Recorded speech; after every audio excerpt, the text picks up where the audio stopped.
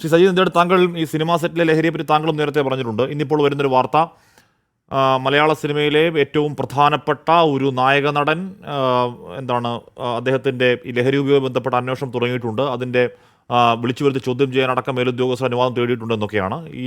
ഇദ്ദേഹം കാർ കൊണ്ട് തിരുവനന്തപുരത്തോടടുത്ത് ശരിയാക്കാൻ കൊടുക്കുകയും ഈ കാറിൽ നിന്ന് ഉപയോഗിക്കുന്ന മാരക രാസലഹരിയുടെ അംശങ്ങൾ കിട്ടുകയും അത് പോലീസിൽ അറിയിക്കുകയും ഒക്കെ ചെയ്തു എന്നാണ് കേൾക്കുന്നത്. പോട്ടെ, അത് മറ്റൊരു വിഷയമാണ്. അത് പറയേണ്ടതാണ്. സിനിമ നൽകുന്ന സന്ദേശം എന്താണ് എന്ന് പറയുന്നത് അതും പറയേണ്ടതാണ്. പക്ഷേ സയ്യിദ്, ഞാൻ നേരത്തെ പറഞ്ഞതുപോലെ നേരത്തെ ഉണ്ടായിട്ടുണ്ട് ഇത്തരത്തിൽ വയലൻ്റ് സിനിമകൾ. പക്ഷെ അതൊക്കെ എങ്ങനെയാണ്? അതൊക്കെ ആ തീമിൻ്റെ ഭാഗമായി വരുന്ന വയലൻസാണ്. അതല്ലാതെ എൻ്റെ സിനിമയുടെ തീമെന്ന് പറയുന്നത് തന്നെ വയലൻസാണ്. വയലൻസ് തീമാക്ക ആണ് സിനിമ. അതാണ് അതിൻ്റെ USP. ഞാനതാണ് വിൽക്കാൻ ശ്രമിക്കുന്നത്. അത് കാരണമാണ് ഇത് കാശ് വാരുന്നത് എന്ന സന്ദേശം കൊടുക്കുന്നത് ഈ കാലം നല്ലതാണോ എന്നത് പ്രധാന ചോദ്യമല്ലേ സജീവ് നന്ദിയാട്ട്? തീർച്ചയായും ആഷ്മി, സമൂഹത്തിൻ്റെ പരിച്ഛേദമാണ് സിനിമ. സമൂഹത്തെ സ്വാധീനിക്കുന്നതാണ് സിനിമ. സിനിമയ്ക്ക് അത്രയും ആഴ്ന്നിറങ്ങാൻ പറ്റിയ മറ്റൊരു എൻ്റർടൈൻമെൻറ്റ് മീഡിയ ലോകത്തില്ല. ഈ മാർക്കോയുടെ വയലൻസ് വളരെ കൂടുതലാണ്, സംശയമൊന്നുമില്ല. പക്ഷേ അതിൻ്റെ തിരക്കഥാകൃത്ത് എഴുതി വച്ചിരിക്കുന്ന ഈ കഥ ഈ സമൂഹത്തിൽ നിന്ന് ഉണ്ടാകുന്ന, അല്ലെങ്കിൽ അദ്ദേഹം വെറുതെ സൃഷ്ടിച്ച ഒരു കഥയല്ല, മറിച്ച് ഓരോ കഥാപാത്രങ്ങളെ സൃഷ്ടിക്കുമ്പോഴും അത് സമൂഹത്തിൽ എവിടെയോ അത്തരം ആൾക്കാരുണ്ട്, അവരെ കോപ്പി ചെയ്താണ് ഇത്തരം കഥകൾ ഉണ്ടാക്കുന്നത്. അടുത്തത്, സെൻസർ ബോർഡ് എങ്ങനെയാണ് ഈ മാർക്കോയ്ക്ക് സെൻസറിങ് സർട്ടിഫിക്കറ്റ് കൊടുത്തതെന്നുള്ള ചോദ്യമുണ്ട്. ഇവിടെ ബോംബെയിലേക്ക് പോയിട്ടാണ് ഇതിന് സെൻസർ സർട്ടിഫിക്കറ്റ് കിട്ടുന്നത്. കാരണം 5 അംഗ സമിതി ട്രിവാൻഡ്രത്ത് CBSBയിൽ ഇത് പരിശോധിച്ചു. അതിനുശേഷം അവർ റിവ്യൂ കമ്മിറ്റി, ഈ 5 പേരല്ല, പുതിയ 10 പേരാണ് ഈ സിനിമ കാണുന്നത്. അവർ സിനിമ കണ്ടിട്ട് ഈ ഗ്രാഫിക്സ് വയലൻസ് അതിനകത്ത് കൂടുതലുള്ളത്. അതിനുശേഷം അവർ A സർട്ടിഫിക്കറ്റ് കൊടുത്തു.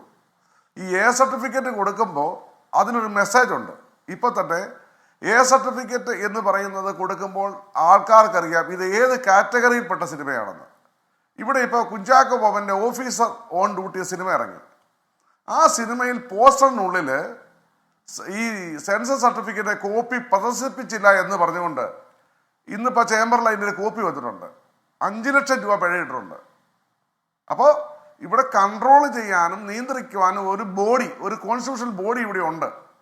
ആ ബോഡിയാണ് ഇതിന് അനുവാദം കൊടുത്തിരിക്കുന്നത്. പല തിയേറ്ററിലും കേൾക്കൂ ആഷ്മി, ഇപ്പോൾ തിയേറ്ററുകാരുമായിട്ട് സംസാരിച്ചപ്പോൾ മനസ്സിലായത്, ഈ മാർക്കോ കാണാൻ ചില മാതാപിതാക്കൾ കുഞ്ഞുങ്ങളുമായി വന്നു. അപ്പോൾ തിയേറ്ററുകാർ ഇവരെ കയറ്റാൻ സമ്മതിച്ചില്ല പലയിടത്തും. അപ്പോൾ ഇവരെന്ത് ചെയ്തു? ഈ മാതാപിതാക്കൾ കംപ്ലൈൻറ്റ് ചെയ്തു, ഞങ്ങൾക്ക് ബഹളമുണ്ടാക്കി, പ്രശ്നമുണ്ടാക്കി. ഇവിടെ സെൻസർ ബോർഡ് ഒരു നിയമമുണ്ട്. A സർട്ടിഫിക്കറ്റ് കാറ്റഗറിയുള്ള സിനിമ 18 വയസ്സിന് താഴെയുള്ള കുട്ടികൾ കണ്ടാൽ ആദ്യം 10,000 രൂപ പിഴയിടും. ആർക്ക് പിഴയിടും? തിയേറ്ററുകാർക്ക് പിഴയിടും. നിങ്ങളെല്ലാം കൂടെ ഈ വേലി എല്ലാവരും നോക്കിയിട്ട് വേണം ഒരു ഭാഗത്തെ കുറ്റപ്പെടുത്താൻ. രണ്ടാമത് ഇതുപോലെ ആ തിയേറ്ററുകാർ ആവർത്തിച്ചാൽ തിയേറ്ററിൻ്റെ ലൈസൻസ് റദ്ദാക്കും. ഇങ്ങനെയുള്ള നോംസും റെഗുലേഷൻസും ഇവിടെ നിൽക്കുമ്പോൾ, അല്ല സജീവ് നന്ദിയാട്ടെ, നമ്മളൊരു സമൂഹം എന്നുള്ള നിലയ്ക്ക് നമ്മൾ കാണുന്നത്, താങ്കൾ പറഞ്ഞതിൻ്റെ സാങ്കേതിക വശമാണ്, നമ്മളൊരു സമൂഹം എന്നുള്ള നിലയ്ക്ക് നമ്മൾ കാണുന്നത് ഈ ഓർത്തു നോക്കൂ സജി, നമ്മൾ ഈ 2025 ജനുവരി 1-ാം തീയതി തൃശ്ശൂർ തേക്കിൻകാട് മൈതാനത്ത് 15-16 വയസ്സുള്ള 2 കുട്ടികൾ 30 വയസ്സുകാരനെ കുത്തിക്കൊന്നു എന്ന വാർത്ത മുതൽ ഈ കഴിഞ്ഞ 2 മാസം മാത്രം എടുക്കൂ. നമ്മൾ കണ്ട് തലമരച്ചില്ലേ? ഈ അങ്ങേയറ്റം, അത് അങ്ങ് വെറുതെ കൊലപാതകമാണോ? അങ്ങേയറ്റം ബ്രൂട്ടലായ കൊലപാതകം എന്ന് പറഞ്ഞാൽ അവിടെ മുട്ടക്കറി ഉണ്ടായിക്കൊണ്ടിരിക്കുന്ന, അതിന് മുട്ടക്കറിക്ക് ഉള്ളി എറിഞ്ഞുകൊണ്ടിരിക്കുന്ന അമ്മയുടെ കയ്യിൽ നിന്ന് കറിക്കത്തി വാങ്ങി കഴുത്തറുത്തു എന്ന വാർത്തകളൊക്കെ നമ്മൾ കാണുന്ന ഈ ദിവസങ്ങളിൽ. അപ്പോൾ അതിൻ്റെ കാരണങ്ങൾ എന്താണെന്ന് സത്യം പറഞ്ഞാൽ ആർക്കും അറിഞ്ഞുകൂടാ. അതിനുള്ള പഠനങ്ങൾ നടക്കുന്നുണ്ടെന്ന് ചോദിച്ചാൽ ഇല്ല എന്നാണ് മറുപടി. പക്ഷേ അതിലൊരു കാരണം സിനിമയിൽ ഈ പറഞ്ഞ വയലൻസ് ആണെങ്കിൽ അത് വേണ്ട എന്ന് സിനിമാ സംഘങ്ങൾ ഒന്നിച്ച് തീരുമാനമെടുക്കണ്ടേ? ഈ പറഞ്ഞ അതിരുവിട്ട വയലൻസ് സജീവ് നന്ദിയാട്ട്. തീർച്ചയായും സമൂഹത്തോട് ശ്രീമതി രഞ്ജിനി പറഞ്ഞ വളരെ കറക്റ്റായ ഒരു വാക്കാണ്. സമൂഹത്തോട് സിനിമയ്ക്ക് കമ്മിറ്റ്മെൻ്റ് ഉണ്ട്. സമൂഹമില്ലെങ്കിൽ സിനിമയില്ല. നമ്മൾ സാധാരണ പറയും man is a social animal, man cannot live without society, നമ്മൾ സാധാരണ പറയാറുണ്ട്.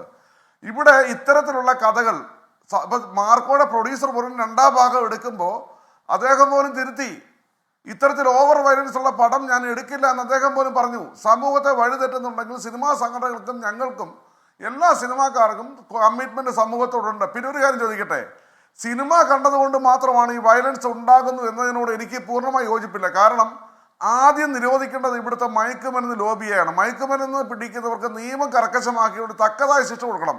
2024 കണക്ക് പ്രകാരം 25,000 കോടി രൂപയുടെ മയക്കുമരുന്ന് ഇന്ത്യയിൽ വന്നിട്ടുണ്ട്. അതിൽ 100 കോടി മാത്രമാണ് കേരളത്തിൽ റിപ്പോർട്ട് ചെയ്തത്. അതിൻ്റെ അർത്ഥം എന്താണ്? കേരളത്തിൽ പഞ്ചാബ് കഴിഞ്ഞാൽ ഏറ്റവും കൂടുതൽ മയക്കുമരുന്ന്, ഒരു കാലത്ത് പഞ്ചാബിലാണ് ഏറ്റവും കൂടുതൽ മയക്കുമരുന്ന് ഉപയോഗിച്ചുകൊണ്ടിരുന്നത്. ഇന്ന് ഹബ്ബായി മാറുന്നത് കേരളമാണ്, പ്രത്യേകിച്ച് കൊച്ചിയാണ്. അപ്പോൾ 100 കോടിയുടെ എന്ന് പറഞ്ഞാൽ എന്താ അതിൻ്റെ അർത്ഥം?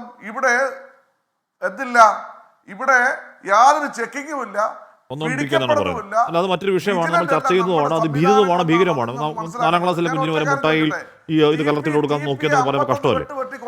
ശരി, അല്ല ഒറ്റ ചോദ്യം ചോദിക്കട്ടെ, ഒറ്റ ഉത്തരം ചോദിക്കട്ടെ, ഒറ്റ കാര്യം